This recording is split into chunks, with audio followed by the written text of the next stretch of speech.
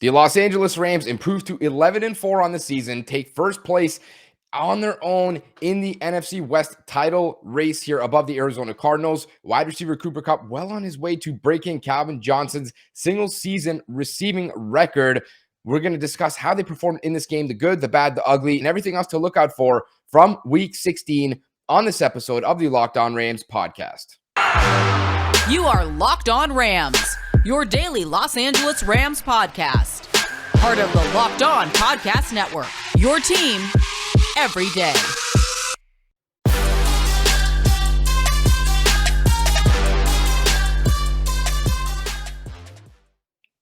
Rams Nation, what is going on? As always, it is your boy, your host, Sosa Kremenjas. I'm a fantasy analyst at PFF and your host here at the Locked On Rams podcast, your number one daily podcast covering the Los Angeles Rams and part of the Locked On Podcast Network. Thank you guys so much for always making us your first daily listen here at Locked On Rams. And as you can imagine, if you watch the game, if you don't live under a rock, the Los Angeles Rams, another victory. That is 4 straight victories in the month of December. They did not lose a single game, and they improved their record to 11-4, which of course does mean they hold first place in the NFC West right now. And as of this recording, this is before Sunday Night Football, Dallas Cowboys, Washington football team. The Rams are the second seed in the NFC. This team is heating up at the right time, and we're going to break it all down on this episode. The good, the bad, the ugly, what happened in this game, a lot of records being broken or threatened here, and not just that, but of course, everything in between. How do they get to this victory and what this means moving forward with the remainder of their schedule? So we'll dive right into it. The very first topic I want to dive into is some of the injuries, and unfortunately for the Rams, this was a fairly costly game, I guess you can call it, on the injury front. As we know, going into this one, they didn't have left tackle Andrew Whitworth, and what's shocking about it is they actually didn't put Bobby Evans out there. Of course, Joe Noteboom, the original backup at left tackle, right tackle, the swing tackle, wasn't available in this game either, missed it due to COVID. And instead of putting Bobby Evans out there at left tackle like they did last week at right tackle, he struggled mightily, by the way, they put out Alaric Jackson, undrafted free agent out of Iowa, I believe he was, and he played a solid game at left tackle. You really can't expect much more from an undrafted free agent rookie. I mean, that's pretty crazy. From this game, though, running back Darrell Henderson suffers an injury. I think it was some sort of a knee injury, or I'm not really exactly sure what the ailment was, but he didn't come back into the game, and they're determining, what the status of his injury is moving forward. Linebacker Ernest Jones, also injured in the first quarter, didn't go back out there, was replaced by Travin Howard, who, by the way, had a fantastic game. We'll break that down in just a bit. And, I mean, that wasn't it. You lose center Brian Allen once again to an injury. He just came back, it felt like a week or two ago, from an injury. And I believe he had a knee injury, but he was on the sidelines, working it through kind of thing, and almost came back out, it looked like. But the Rams elected not to bring him back out in the game. But I will say it seems like there's a decent shot he should at least be okay. So we'll see on that. Wide receiver Odell Beckham had some sort of a foot thing come up. You've seen him hobbling around every now and again, but he continued to play, so presumably wasn't that serious. And then tight end Tyler Higbee also pulled up, looked like his hamstring, but he continued to play as well. So a lot of injuries, some potentially serious ones. Hopefully Ernest Jones is okay. He didn't really look like he was ever going to come back out. They actually carted him after walking off the field into the locker room. So that is a guy the Rams can't afford to lose. We'll see ultimately how it all shakes out, especially that offensive line as well moving forward. But we can now dive into some of these performances here. And as we mentioned, it really starts on the offensive side of the ball. Matthew Stafford plays one of the worst games he's had for the Rams this season. 197 yards, 1 touchdown, 3 interceptions, and he was just off the mark in this one. I mean, one of the interceptions to Anthony Barr, one of the worst passes I think I've ever seen in the flat to Sony Michel, who was covered by a mile. I mean, I don't really know where Stafford was looking there or what he was trying to do. Had another one coming right out of halftime, I think it was, and just a silly throw. I mean, his double coverage, and it was basically an arm punt, so not the worst thing in the world, but it was not good. His last interception was kind of a batted ball, came up, came down, so not exactly his fault, but awful game. He even misses Odell Beckham on a play action pass where Odell's working vertically by himself. He's got a good 15 to 20 yards of space, it looked like. Stafford couldn't even get the ball within 10 yards of him. He underthrows him by 15 yards, and that was a walk-in touchdown. We're talking 65-ish yards. So bad game. I mean, this was a forgettable one, a really, really bad performance by him. No other way to cut it. But it's good news, right? The Rams have a terrible, terrible performance by their quarterback and still win 30-23 against a team that was a playoff team before the Rams beat them. That really speaks to the talent and the kind of coaching staff that the Rams have here. I mean, this is a really, really solid team. And when you can score 30 points and your quarterback is playing terrible football, pretty much speaks to really how deep you are as a team and how you can go about different ways in winning football games. Moving into the backfield, I feel like we do this every week now. It's just a scheduled little segment that we should have. The running back, Sony Michel, balled out in this one. 27 rushing attempts, 131 rushing yards, 1 touchdown.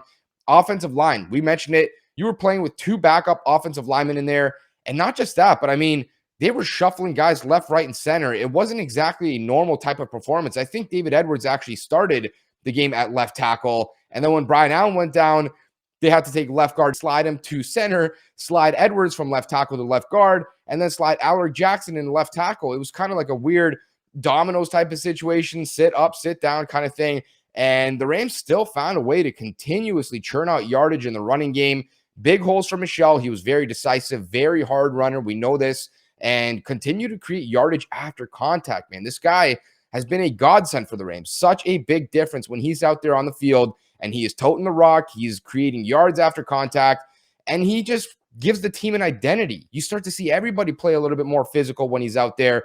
And at the end of the day, they've gone to this kind of transition in offense where they're starting to get back under center, starting to run the football a little bit more, and it's really transformed their offense. It feels like at this point, if the Rams aren't shooting themselves in the foot with a terrible pick six or, a pick in the 5-yard line of their own 5-yard line or something like that, where they're just spotting teams' points, they're going to come away with a really good shot to win football games. So that's really where it begins. Do not blow your feet off and make sure you're not self-inflicting yourself here. As long as you can do that, yeah, you can make mistakes, right? The Rams have a very talented football team to the point where you might make a mistake here or there, but at the same time, you have a team that's so good, you can usually overcome them, right? We've seen that in this game. And so at the end of the day, I think you got to feel pretty good about where the Rams are at right now.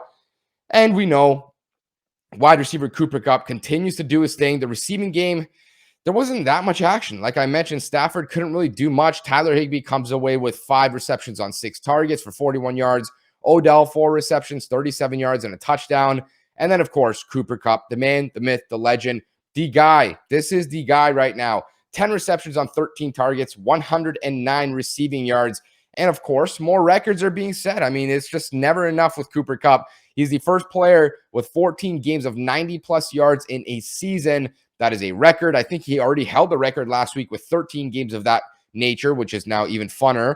And then on top of that, he's well on his way to breaking Calvin Johnson's single-season receiving record. I think he's averaging 116 yards per game receiving. He needs 115 to break the record. So he is right on pace. It's going to be close. It's really going to come down to it. But Cooper Kupp, balling, guy's unstoppable, continues to make plays in the most crucial situations. Can't remember exactly what the situation was, but I think it was probably somewhere in the late third quarter, 3rd and 7 or something, where the Rams are backed up and they really lost all the momentum, it felt like, at that time. And then Cooper Kupp makes a big 30 or 40-yard reception down the field and entirely flips the field position, flips the momentum. And I think, if I'm not mistaken, the Rams did end up scoring on that drive. So the spark, this guy's the spark. He's the engine of the offense. He is the best player on that offense right now, in my opinion, and one of the best players in the league, point blank, period. He deserved that Pro Bowl nod, and let's hope he gets an all-pro one because he certainly deserves that as well. In just a second here, we're going to talk about the defense, some of the other records, some other interesting stats and tidbits that I dug up in this game, including the Los Angeles Rams maybe making the Super Bowl. There's a little bit of a history here when it comes to this team and December football. Of course, you guys can follow us on Twitter at QB's MEP, at Locked On Rams, and on YouTube at Locked On Rams. And, well, you guys have heard me talk about the Built Bar. The holiday season has passed, but it's always a good time to go get yourself a healthy snack alternative. You don't have to go eat candy bars and feel terrible about yourself afterwards. Go get a Built Bar. This is a protein bar that is low in calories, low in sugar, low in net carbs, low in fat, and it's high in protein. And not just that, but it tastes absolutely delicious, exactly like a candy bar, but you don't have to feel bad about eating it. It's actually healthy and delicious, so you get the best of both worlds there. A bunch of different flavors: raspberry, mint brownie, double chocolate, cherry, cookies and cream, peanut butter, brownie, me, coconut kind of guy, but I mean, they've pretty much got everything you can imagine. So regardless of what you like, you'll probably find something that you will really, really like there. So make sure to go check them out. They're the best on the market. You can take one with you. Super easy to throw in a backpack or a purse or your car or the glove compartment, whatever the case is. Awesome snack, like I mentioned, very delicious, and it's healthy for you. And if you do not like protein bars, which I'm sure some people don't, they have a different line of bars. They're called Built Bar Puffs, and they're marshmallowy treats, and they're super sweet. They taste really good. I tried them all. I like the lemon dip cheesecake the most out of their flavors there, but they're nice and marshmallowy, and it's kind of nice to have around this time of year, especially if you're from somewhere that's cold like me in Canada, where it gets -20, -30. Go get yourself a cup of cocoa or something like that, hot chocolate, dunk it in there. That is a great duo. If you guys want to go check it out, go to built.com and use the promo code LOCK15, and you'll get 15% off your order. Use the promo code LOCK15 for 15% off at built.com. And thanks again for making Locked On Rams your first listen every day. Make sure to check out the Ultimate College Football Playoff Preview 2021, local experts, betting advice, and draft analysis. The most comprehensive college football playoff preview begins this Friday. Now we'll pick up here with where we left off in the second segment.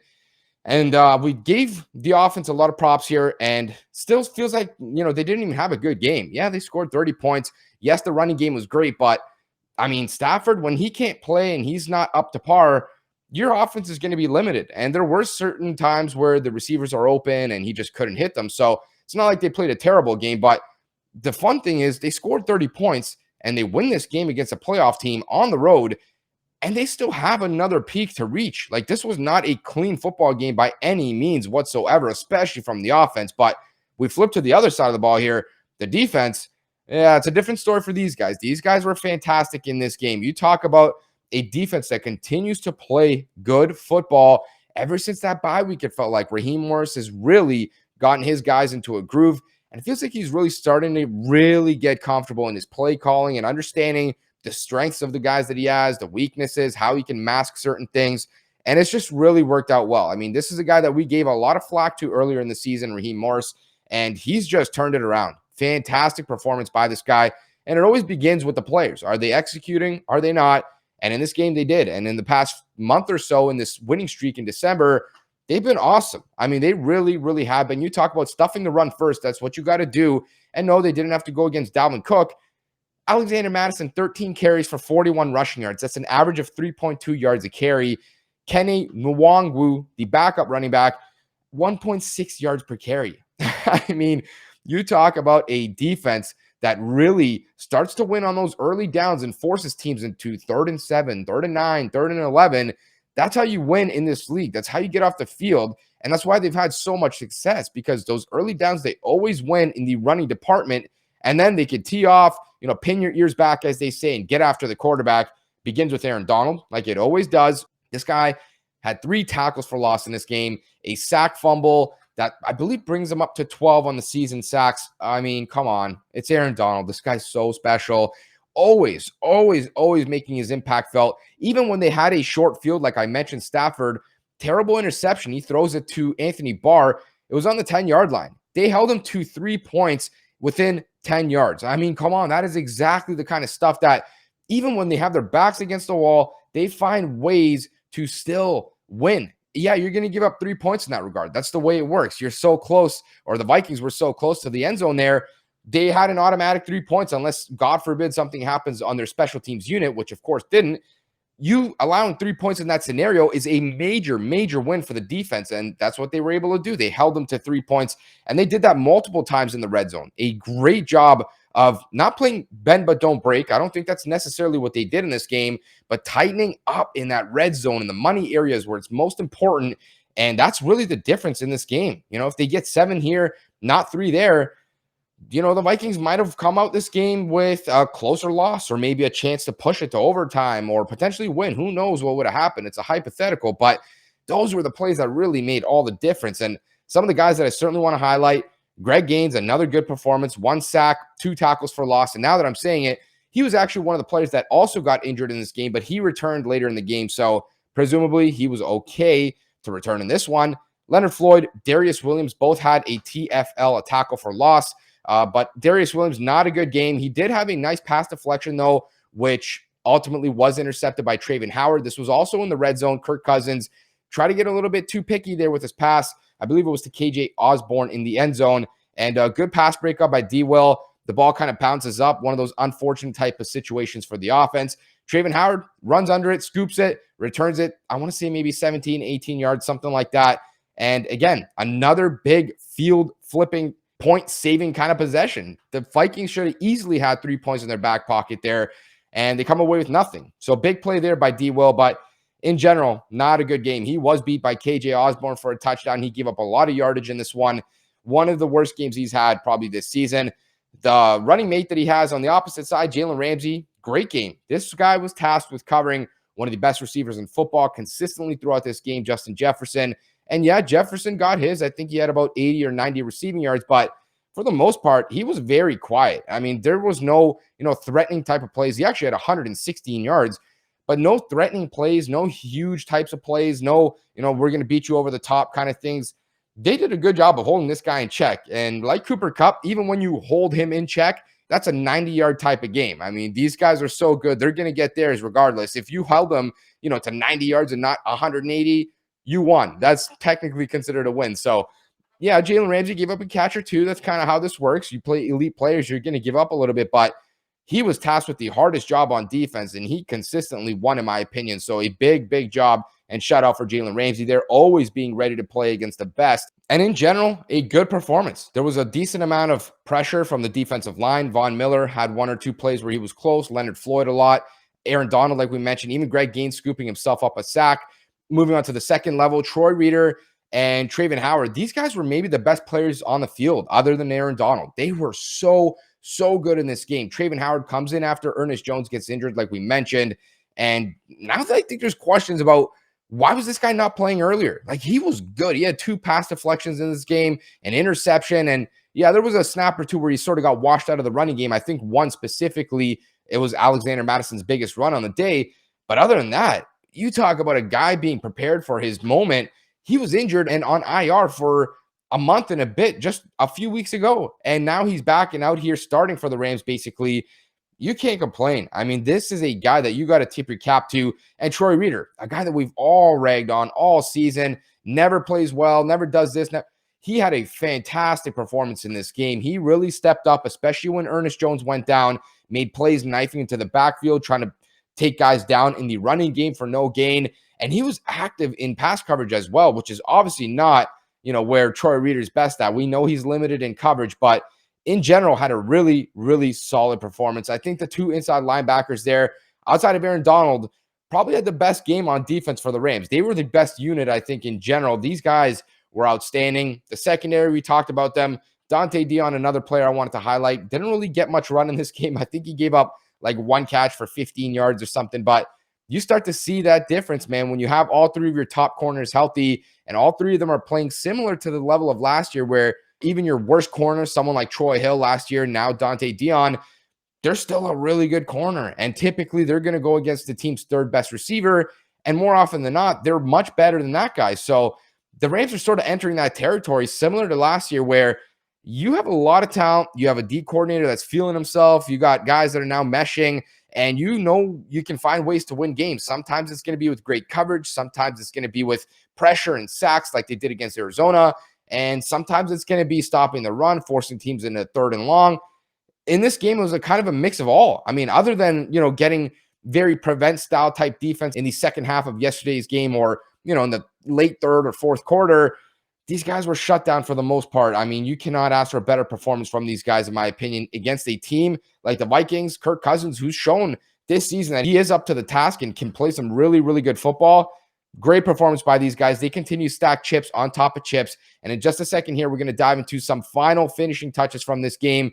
Very interesting statistics, man. We're going to update you in just a second here. Of course, you guys can always follow us on Twitter at QB's MEP, at Locked On Rams, and on YouTube at Locked On Rams. And BetOnline has you covered, not just for the holiday season, but going into the rest of this season with more props, odds, and lines than ever before as football continues its march through the college bowl season and the pro football playoffs.